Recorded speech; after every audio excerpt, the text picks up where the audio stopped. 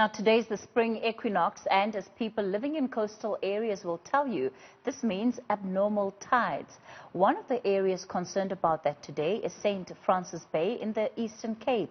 There's been a lot of erosion in the past few decades. The spit beach that has been protecting some prime property has now been breached. Wayne Furphy is the chairperson of the St. Francis Bay Property Owners Association, and he joins us now for more on the story. Wayne, good evening. Perhaps just contextualize here. What is the problem that property owners in St. Francis Bay are facing right now? Oh, thank you for the invitation. The real problem in St. Francis Bay is the cutting off of the feeding of sand into our bay.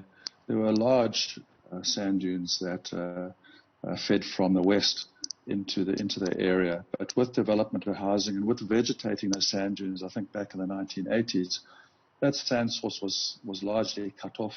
And gradually over 30 years, our entire beach, 2.7 kilometers of beach, has gradually eroded.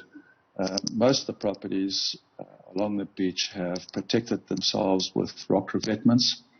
But along the spit, which is the northernmost third of the beach, is really a long dune that protected the man-made canal systems that sit on the land side of the sea.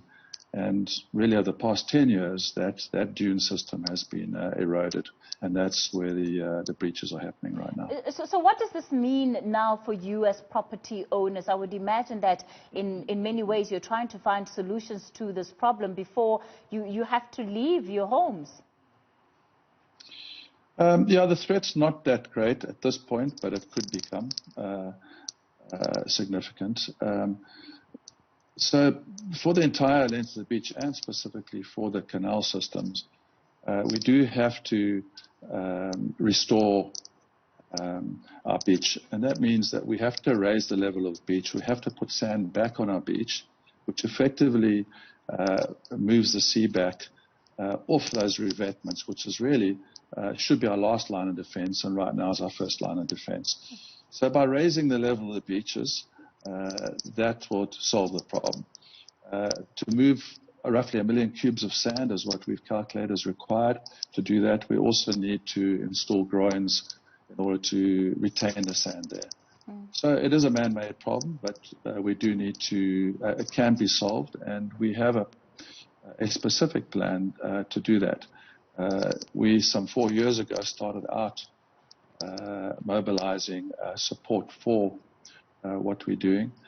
We hired a consulting engineering organization at Vision to design a solution, which they did. We're currently in an EIA process, which will allow us to implement that solution once the environmental impact has been determined and agreed. Is this work that you're doing independently, or are you involving the municipalities, the role that the local government is also going to be playing in this process? Yeah, we've worked quite closely with the municipality. We've set up a self-rating area where we're raising a levy that will contribute part of what's required for this. The municipality will also contribute towards this. But funding is, our major challenge. We can raise this money over a number of years, but we actually need, that money in a shorter period of time. So yes, the current emergency work that's been done to protect the spit is being completed and paid for by the municipality in their role as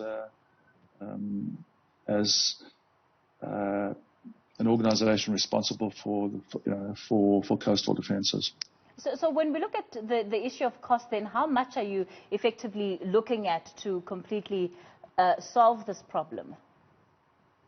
Well, we think it's in the region of 100 million rand, maybe a bit more than that.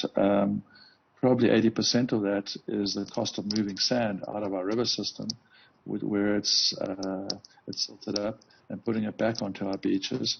And then the groins. We've got 5 groins that we'd require to hold that sand. And then we would need an ongoing, what they call the sand nourishment. It's just to feed from a maintenance point of view. something like 100,000 cubes of sand onto our beach each year, because you will lose some of it and it will flow, elsewhere. All right, Wayne, we'll stay with the story and find out exactly what the developments there are. Wayne Furphy of St. Francis Bay.